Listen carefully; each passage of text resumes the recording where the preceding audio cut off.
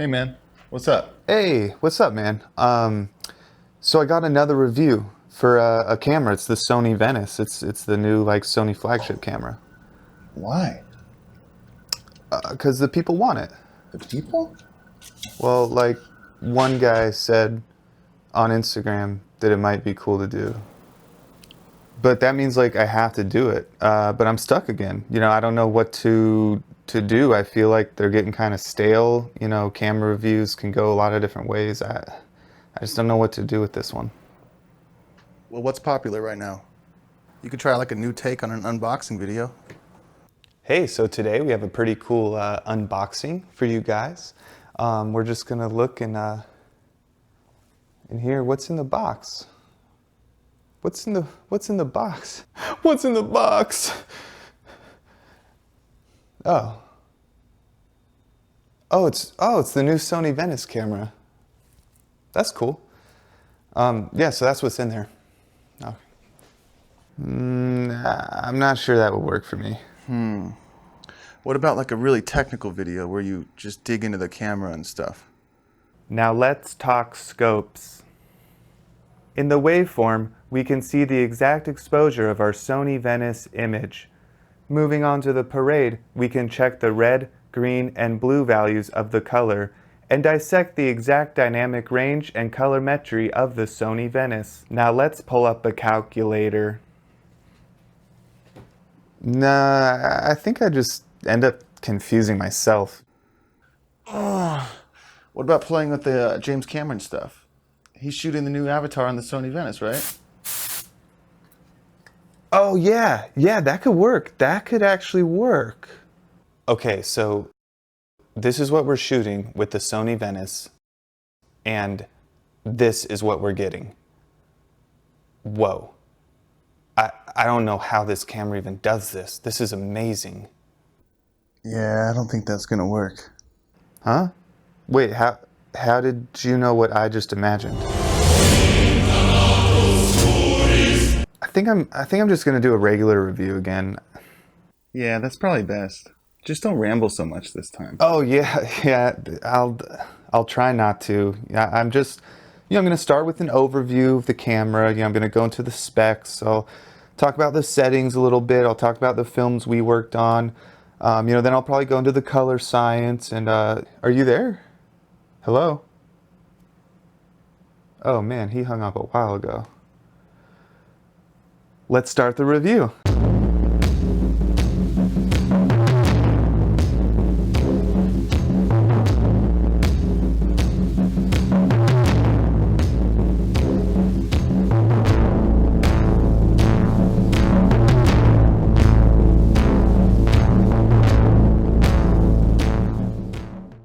Hey everybody, my name is Ben Meredith. I'm a cinematographer and filmmaker out of Los Angeles, California, and the owner of the production company Antigua Way Films. You may have seen my previous reviews, the Panasonic VariCam LT and the Panasonic Ava 1.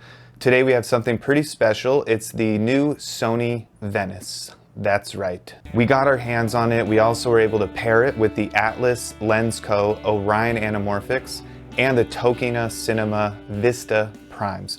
So if you've been following this week, we've released a series of short films, kind of episodic under the umbrella of a series called Last Broadcast, where we get to use all of this equipment. And today I'm gonna talk about it. This review is gonna be a little more laid back than my other ones, not quite as in depth. To give you a rundown as to why that is, essentially, we did 3 films in 3 days on 3 different formats. We got an earlier version of the beta firmware, which now is out in all of the Sony Venices, that unlocked all the features. We got 6.5 anamorphic, 4.3 anamorphic, 3.2 full frame, dual native ISO, all the goodies. And we wanted to test it in more of a narrative way. What would it look like if you were trying to make a low budget short film and didn't have too much lighting, too much grip, too much help? instead of comparing to other cameras and shooting charts and shooting dynamic range tests and stuff like that. So this review will lack a little bit on the scientific side. It's more of just kind of a breakdown of what we thought of the camera, what I think of the footage and the color, the rendition, and kind of how I think it stacks up to other cameras in its class. And before I start anything, huge thank you to Abel Cine Burbank, who jumped through quite a few hoops to get us the Sony Venice for a weekend to test it. Thank you to Atlas Lens Co. for lending us the Orion Anamorphics, and thank you Tokina Cinema for lending us the Vista Primes. So we're just going to kind of break down an overview of the camera, what can it do, we're going to go into the image quality, we're going to talk about the lenses a little bit, and then we're going to talk about how this camera stacks up to the rest and who it might be for. So let's get into the overview. So the Sony Venice is a 6K full frame censored cinema camera. I believe it's to spec full frame, 36 millimeters by 24 millimeters. I think they chose 6K, and I think that's a good sweet spot to have a bit larger pixels than if you went 8K or above. So theoretically, that's supposed to render colors a little better, have more dynamic range. It can shoot 3.2 6K. The kind of cool thing about this is the sensor is malleable, but you don't have to do anything in post. So you can just take crops, little chunks of the sensor where you want it to get the image you're after. You can do a 6K 17:9 image. You can do a 4K 17:9 and use Super 35 glass on this camera. You can do a 4:3 anamorphic and get a 2.66 image, or you can do a 6.5 crop anamorphic, get an exact 2.4 image that is 4K. So you can do a lot with this camera, and on top of all of that, the sensor block is actually removable.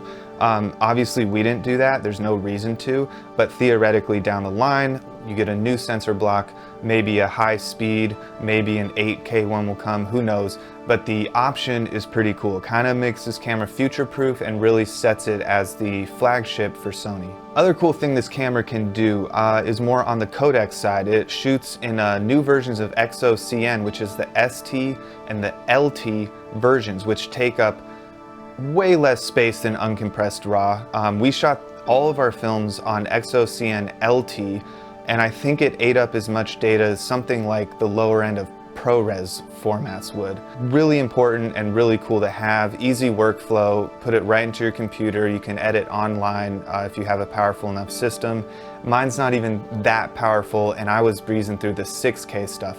So it's a very cool format. It's technically visually lossless, and you still get to work with that 16-bit linear RAW that Sony has to offer. So you get all that information, all the color, the dynamic range, really get the best of both worlds. In order to record that way, you need the RAW back for this camera. We'll get into that a little later, but essentially I wouldn't even recommend this camera to anyone without the RAW back. That's kind of what makes it the fully functional camera that it should be and makes it perform its best. Another thing we'll get into later is the size of the camera. I don't know the exact specs in pounds, but don't let it fool you. I know just the body only. You see it next to other cameras, maybe at trade shows, and it looks almost as small as a Red.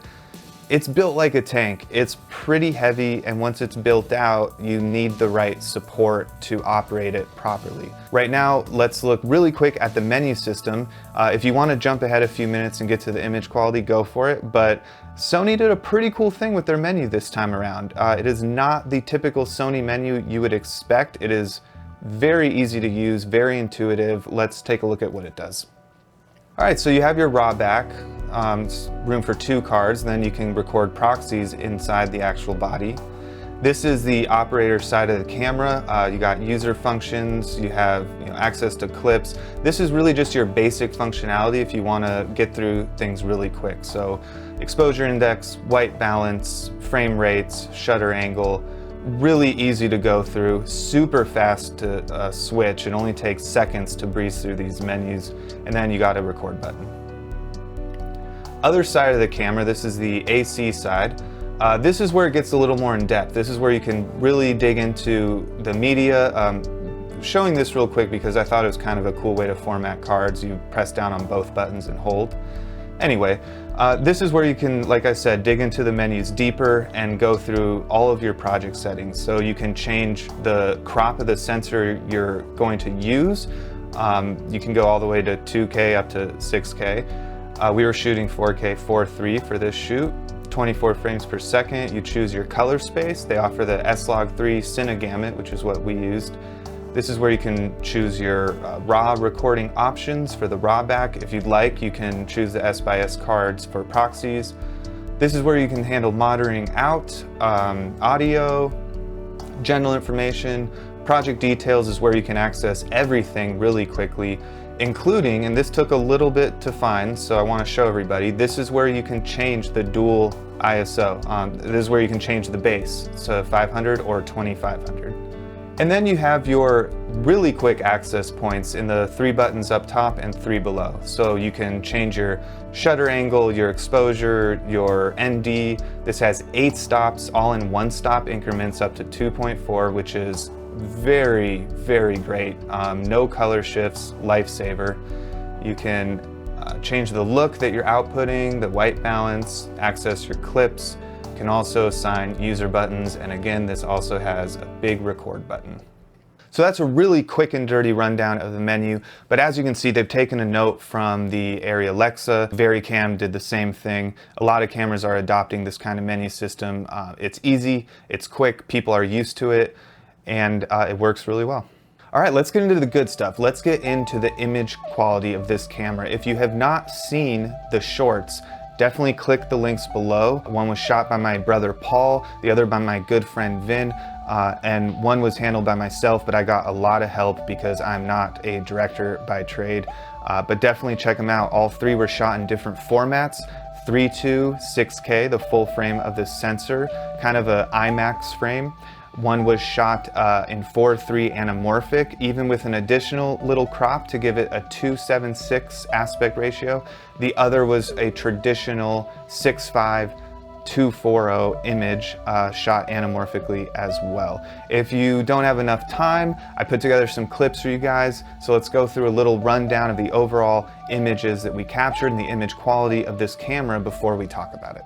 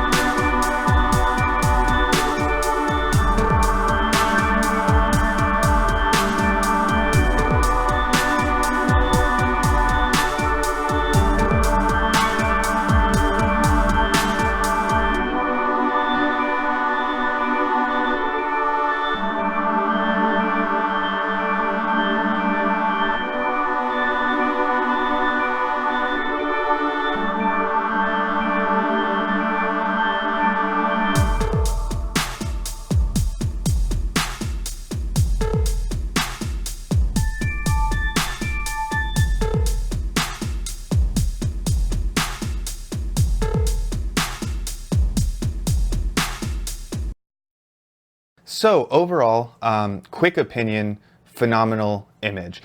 A lot of those clips are the only things we got. So like I mentioned before, we didn't get to do any tests. I didn't get to stack it up directly to my VariCam LT or anything like that. But I think we can still get a pretty decent understanding of how flexible the footage is. So let's dig into some clips, some specific clips, and kind of look at the log image, the Rec 709 LUT, how much you can sort of push the image. So this first shot, this is one of my favorite shots we captured all weekend. It doesn't only show off the crispness and clarity of the Tokina glass, but it shows off that 6K resolution, and it shows off color really well. This is the log image kind of a lot of colors to handle, some very bright greens. As you can see here, this is hardly any correction other than throwing the Sony 709 LUT onto the image. Amazing color rendition, amazing greens. You can even push it, kind of a sunset look, still maintains gorgeous skin tones and gorgeous greens. And if you want, you could push it, this is kind of for fun, but you can push it even further, give it kind of a late afternoon or early morning look. A lot of different ways to go with that. So I think what's important in that clip mainly was the way the skin handled all of that bright green coming at it. It still maintained a gorgeous skin tone, even with the greens and browns happening around. It maintained all the color detail very well and good color separation. I think that's important because Sony has been known in the past for not handling colors exactly how people want them to. Faces might look a little pale or greenish sometimes. This is definitely a rehauled color science from the ground up, and it really shows when you look at the skin tones and look at the color separation. Here we have a nice sunset, pretty dark out too, and even as dark as it was, it maintains all that detail in the shadows just with the simple LUT. And again, we have another image. This one I think shows the detail of the 6K sensor very well. It's not too sharp, it's very clear and crisp, but maintains that smooth roll off, and again, holds all of that information in the highlights, and you can really push the image around. That's a great shot to show kind of how flexible the colors in the image are while maintaining all that detail, all that clarity and color separation. When you grade with this camera, you can really push the image without having colors sort of get muddled up and blend into one another and just kind of fall apart. I think this is a great clip to show the dynamic range. This is an extremely hot sun coming through those windows, and where you see in the white there, that's actually not blown out, that's reflective window glass. So it's very natural that it would do something like that. And when you see out, you can see all that information still. All the trees back there, the green, the leaves in the trees. You can see the reflecting off the girls' white dresses. You can still see detail in their dresses. If I pause here, I also love the way that the highlights reflect off of our lead character's hair. It's simple things like that that differentiate this from previous Sony cameras. I think the highlights are good, not only in the sense that you can see that deep into them, but how well it handles highlights. It doesn't just clip right away, it has character and it has purpose within the image. So you can make decisions to keep highlights in like I did on this shot and still have it look kind of filmic and look the way you want it to look. That being said, this sees so much into the shadows, I probably could have stopped down 2 stops on this, maintain even more highlight detail, and lifted up the shadows because that's how flexible this image actually is. That's just not the look I was going for, because I actually liked the way this camera handles highlights and I liked the kind of bloomy roll-off that it gave me. In this clip, this is a log clip. I thought this would be good to show off the motion because we're moving the camera a lot, I'm whipping it around a lot. There's little to no jello effect, even though this technically is a rolling shutter camera. And we can look at the graded version here real quick. This wasn't the final grade of the film, but this is the quick LUT that I threw on, and all that detail in the background you can still see, even though it's an amazing stop difference. So I think you can see from that the motion cadence of this camera is not very digital at all. It lends itself to a very filmic motion cadence, and that's not just how characters move in and out of frame, but how the camera moves in of itself. Very little rolling shutter, very little jello effect, if any, that I even detected. Now let's get into some other footage I know people will be curious about, the low light capabilities. So this is low light at 800 ISO. This is lit with, I think, 1 quasar bulb coming through a tent. And when we put the Rec 709 LUT on it, pretty dark. This is the look I wanted to go for. But if in post you decide maybe you pushed it too far, you can raise it up very easily and almost introduce no grain or noise into the image. Now what you all been waiting for, here is 2500 and it is clean as day. Just as clean as 500, I didn't see any differences, and you can still push the image around even with this low amount of light, which literally is just the campfire in front of him. That's all he's lit by. Still exposed very well. You can even see background details, and I think that's pretty phenomenal. The only other camera I'm aware of that does dual native that well is sitting right in front of me. It's the Panasonic VariCam LT. And it can even go to 5,000. So it still has a little bit of a leg up, but the Sony Venice, I know that feature came a little late, dual native ISO. It definitely made me go, because it's kind of a feature a lot of companies are implementing right now, and it's hard to tell if they're implementing them correctly or not. Does it actually have as clean of a noise floor as the original base ISO? Does it introduce noise? If so, what kind of noise is it? This camera answered all those questions very quickly as soon as I flicked it on to 2500. It is super clean.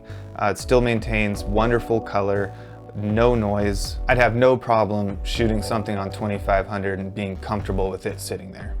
One quick thing to note, and if someone has the answer that's a lot smarter than me, please leave it in the comments below, because I could not figure it out. But when using an ACES workflow in DaVinci with this system and pushing the image really far, a lot of ugly fixed pattern colored noise was introduced. It was very noticeable very quickly, and on the export even more noticeable. I did some troubleshooting, I couldn't really find an answer, but when I switched to the Sony Rec 709 LUT as opposed to an ACES workflow, that noise disappeared. I have no idea what that's about. I couldn't really find a reason why that was happening, but I guess in the time being, I'd say use the Sony LUT if you're gonna be pushing the image around a lot. If you're not pushing it around that much, I think the ACES workflow looks okay. That's how I colored my film, Fall from Grace, and I didn't notice any problems with it in that film, so I don't know. So that's pretty much it for image quality of the camera. Short and sweet, beautiful image, very filmic. Sony definitely did their homework. They rehauled the color science. They built from the ground up and created a camera that really has an inherent filmic look to it. On a lot of these shorts, we didn't even have much time to light properly. We had to do location scouts to make sure the light was generally where we wanted it to be. Other than that, the camera's the thing that had to shine. The camera and the lenses had to make that kind of inherent filmic image work for us, because we didn't have the ability to really manipulate the image the way we would normally do if we had more time or more money. And I think it did a great job. I think it did a really good job, but the camera can't do all the work. We had some amazing glass, so let's talk about that a little bit. The first day we actually shot the film that is premiering last this week, which is The Last Ones. Vin and I thought that would be a great film to use the full frame of the sensor, because we were shooting in the woods and we wanted this big, tall, heroic frame for our hero to kind of take control of. But we wanted a shallow depth of field so we can sort of isolate him from the forest. So we used the Tokina Vistas, and wow, they kind of blew us away. Let's take a quick look. I think this is a great shot. This is on the 25mm, not much distortion, and shows an incredible amount of clarity. Going back to this shot, because again, it shows such a crispness in the wood and in the leaves and in the color, really accurate color rendition and color separation there. But it also showed minimal breathing. If we take a look one more time, just really quick, you can see we rack to the leaves to the water, and there's almost no breathing. It is barely noticeable at all. So in short, Tokina glass, very clear, very resolved, very detailed. On other shoots, I probably would put some filtration on this glass, but we really wanted to stretch the image as far as resolving power. We wanted to show how clear we can actually get. We wanted to show the crispness of the leaves and the wood and the surroundings, because there's so much detail going on in this forest, and we wanted to push the camera and push the lenses. We wanted to see if it could capture all that detail, and it did. Tokina glass, awesome. Awesome budget-friendly glass, beautiful mechanics. Everything about it was beautiful. I would highly recommend them. Now let's get into what everyone is probably waiting for. Flare. Here is the flare from the Atlas Orion Anamorphic. Nice, gorgeous blue streak. This was shot on the 65mm. So you can see here, there's also still some kind of blue halation flare. But on top of that, I think it's a camera that handles faces really well. We shot most of my film on the 65mm, and it's just a gorgeous rendition, an accurate rendition of faces. Let's take a look at the breathing as well really quick. So this was shot on the 100mm. So as you can see there, definitely some breathing. That's not unusual for anamorphic glass. I will say this, at a budget-friendly 7-8 grand a lens for a clean anamorphic with that minimal of breathing, that's pretty impressive. That's a hard thing to do, and Atlas pulled it off. So if you look in his hat, you actually find some kind of halation and blooming there. And then here's the log, so you can see it again. And what I found interesting about that, it wasn't highlight blooming, it was just focus in general. When things were in focus or around in focus, like on the tip of his hat, there was sort of this halation and this blooming. Kind of an interesting characteristic. I didn't hate it by any means. I thought it was cool this lens offered a kind of modern, crisp image, but still had characteristic. If you wanted it to flare, you could make it flare. If you wanted some interesting highlight blooming and blue halation, you could make that happen. But at the same time, if you're around a 4 or 5.6, you can kind of minimize those characteristics and still get a really sharp, detailed image out of this lens and have that beautiful anamorphic look that really lent itself to a cinematic image on both my and my brother's short. Especially in a situation where we didn't have so much time to light how we wanted. The anamorphic glass took care of a lot of that look for us and kind of made this really beautiful cinematic image that rendered the background and focus fall off and faces and just everything really nicely. Again, I didn't get to test this glass directly against maybe a competitor, so where I could get a better understanding of its color and its contrast, but just using them in the field, I didn't notice anything wonky. They were both really spot on. So that just about does it for the overview of the Sony VENICE and the glass that we use, the Tokina Vista Primes and the Atlas Orion Anamorphics. Hopefully a decent overview of the camera so you guys can kind of get an idea of what it does. But before we leave, let's talk a little bit about who this camera is for. Well, this camera is for this guy. That's who it's for. So, bye. Yeah. No, but seriously, this camera could be for a lot of people and a lot of different kinds of productions. There's a couple things to note about it. Let's go back into the weight. This is a heavy camera. Don't let it fool you. It's not a red. It's not something you can strip down. It's actually more of something you have to build up. You need the raw back, in my opinion, to have this camera operate how it's supposed to. So without the raw back internally, I believe this camera only shoots 10-bit 4K codec, XAVC if I'm not mistaken, but I could be. That doesn't get you what this camera was really built for, which is those higher end features. So I would highly suggest the raw back, but once you put the raw back on and throw a cinema lens on it, it gets beefy. So if you are a Red owner and you're thinking about switching, you need to think about your support too. You need to update probably your tripod and other types of support you have, because this is a heavy camera. Now, it's not all bad.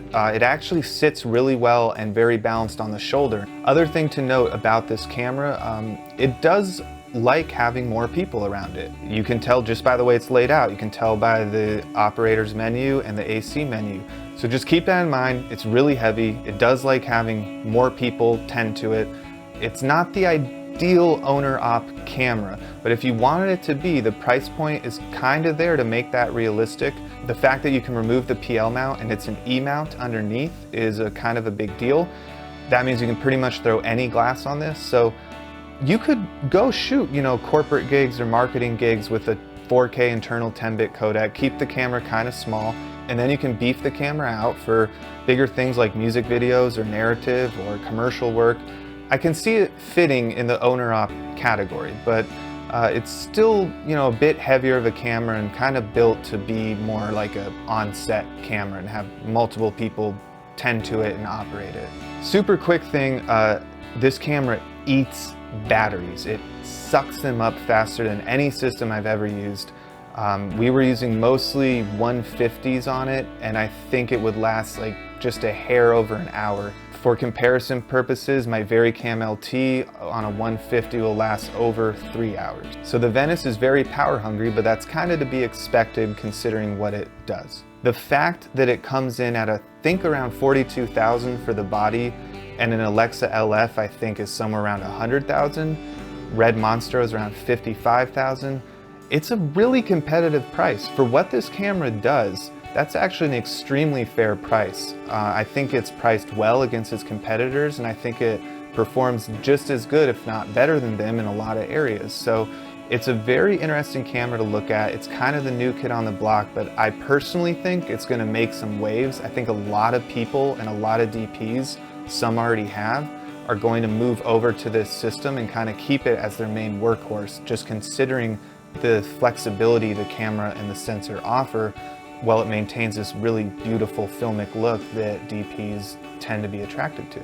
So I'll stop rambling. That's pretty much it for me in this review. Hopefully you guys enjoyed it. I know it was a little more laid back, but just wanted to offer you guys some insight on a camera that is pretty new and not a lot of people have gotten their hands on yet. So between that and the lenses, I'd say try all of them out. They're all amazing products, and I love that this competitive market just keeps giving us stuff that we can use. I love it.